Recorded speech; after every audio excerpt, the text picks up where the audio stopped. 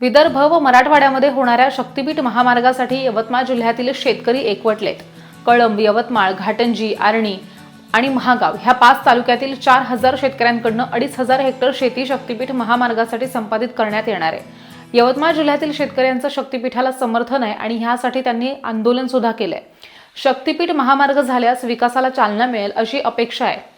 काही लोक विरोध करतायत, पण लवकरात लवकर काम सुरू करण्यात यावं, अन्यथा आंदोलन करण्याचा इशारा सुद्धा ह्या शेतकऱ्यांनी दिलाय।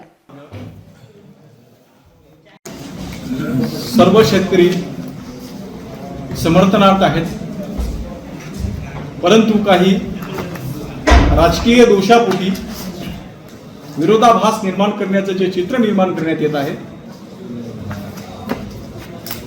ही अतिशय चुकीची बाब असून कुठल्याही प्रकारचा अलाइनमेंट चेंज न करता शक्तीपीठ महामार्ग हा सरकारने पूर्णत्वास न्यावा असं आज रोजी यवतमाळ जिल्हा कृती समितीतर्फे सरकारला विनंती करण्यात येत आहे।